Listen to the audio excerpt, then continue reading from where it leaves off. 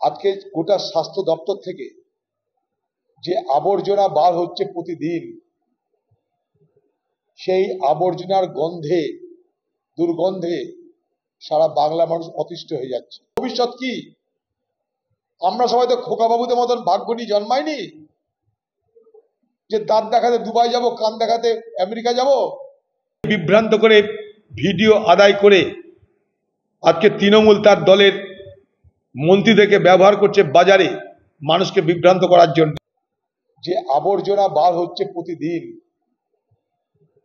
সেই আবর্জনার গন্ধে, দুর্গন্ধে সারা বাংলা মানুষ অতিষ্ঠ হয়ে যাচ্ছে। আমি এর আগেই বলেছিলাম, এই বাংলার প্রত্যেকটা প্রতিষ্ঠান আজকে এই দুর্নীতিতে আক্রান্ত। আপনারা শিক্ষা দেখলেন, রেশন দেখলেন, স্বাস্থ্য দেখছেন, সব দপ্তর একই অবস্থা। এই বাংলা জুড়ে দুর্নীতির স্বর্গরাজ্যে রূপান্তরিত হয়েছে। যেদিকে যাবেন দুর্নীতি ছাড়া কিছু খুঁজে পাবেন না, এটা জানছি। তাই আজকে যদি ওই মেয়েটা, চিকিৎসকটা, ছাত্রীটা যদি খুন না হতো, এরকমই চলতো। আজকে এক একটা ঘটনা আমরা জানতে পারছি। এই বাংলার বিভিন্ন প্রতিবাদ এবং সেই প্রতিবাদের যে সূত্র, বঞ্চনা, হত্যা, খুন, লুট, তার বিনিময়ে জানতে পারছি এই বাংলার প্রশাসন, যেটা পশ্চিমবঙ্গে যে প্রশাসন, সেই প্রশাসনের দীর্ণ জীর্ণ অবস্থা আমরা জানতে পারছি। তার জন্য মূল্য দিতে হচ্ছে, প্রাণের মূল্য দিতে হচ্ছে। আত্মাহুতি দিয়ে বাংলার দুর্নীতি আমাদের কাছে প্রকাশ হচ্ছে। তার আগে আত্মাহুতি দিতে হচ্ছে, প্রাণ দিতে হচ্ছে, খুন হতে হচ্ছে, তারপরে জানা যাচ্ছে এই পশ্চিমবঙ্গের দুর্নীতির প্রসঙ্গ। বলুন, ডাক্তারি পড়তে যাচ্ছে, সেখানটায় টাকার বিনিময়ে ভর্তি যদি হয়, তাহলে আমার আপনার ভবিষ্যৎ কি বলুন? ডাক্তারদের হাতে প্রাণটাকে সঁপে দিয়ে আমরা চিকিৎসা করতে যাই,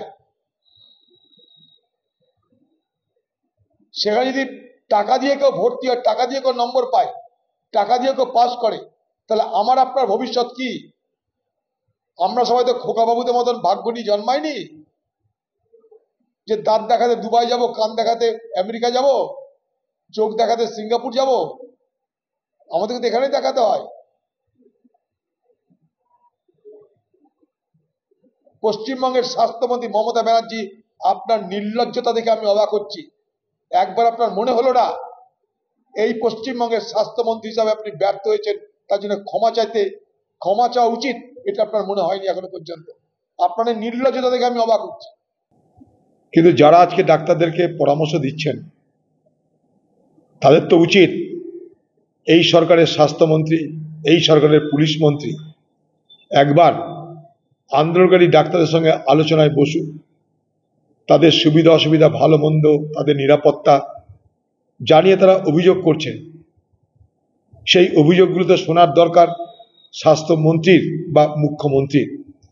তাই হোয়াটসঅ্যাপ না করে, আজকাল এইসব কি বলছে, এক্স না করে, টুইটারবাজি না করে, তাদেরই দলের মুখ্যমন্ত্রীকে কেন বলা হচ্ছে না যে আপনার রাজ্যে এই ধরনের ঘটনা ঘটছে, হাসপাতালে যদি পরিষেবা না পাওয়া যায়, তাহলে সেই পরিষেবা দেওয়ার দায়িত্ব রাজ্য সরকারের।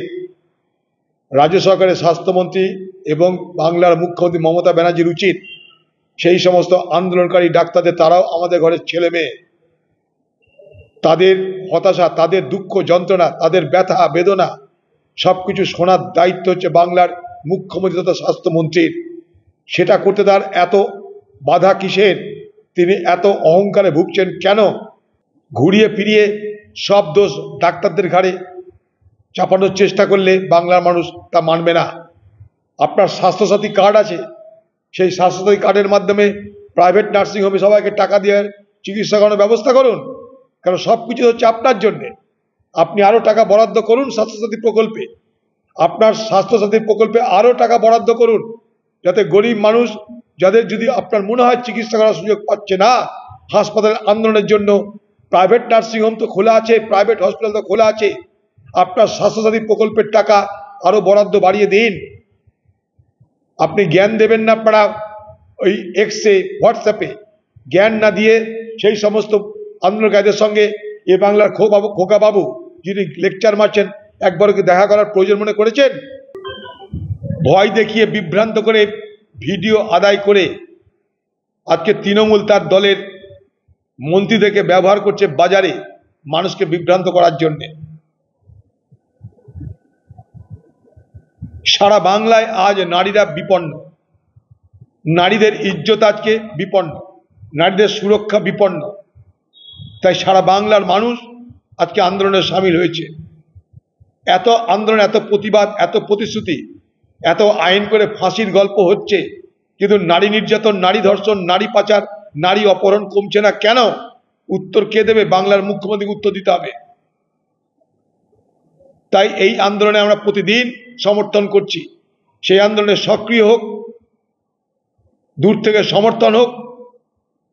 নাগরিক হিসাবে এ বাংলার একজন অধিবাসী হিসাবে সেই আন্দোলনের সমর্থন এবং যোগদান আমাদের চলবে। নেতার নার্সিংহোম হাসপাতালের পাশে থাকবে, আর হাসপাতাল থেকে বলে দেওয়া হবে এখানে চিকিৎসা নাই, নার্সিংহোমে চিকিৎসা আছে। এই তো ব্যবসা। তার জন্য আজকে দিদির আমলে ব্যাঙের ছাতা মতো নার্সিংহোমের জন্ম হয়েছে এবং বহু নার্সিংহোম বাংলায় চলছে, যেগুলোর অনেক তার অভিযোগ আছে সেসব নার্সিংহোমের বিরুদ্ধে। সেখানে পেশেন্টদের গলা কেটে নেওয়া হয় এবং সেই সমস্ত নার্সিংহোমের সঙ্গে তৃণমূলের লোকদের ওঠা বসা ভবিষ্যতের সর্বজন বিদিত। তাই এখন যখন তাকে প্রয়োজন, এখন তাকে খুঁজে পাওয়া যাবে না। নিশ্চয়ই কোনো অপরাধে জড়িত, নিশ্চয়ই কোনো দোষ আছে না, পালাবে কেন? আর তো কেউ পালাচ্ছে না, খুঁজে পাওয়া যাবে না কেন?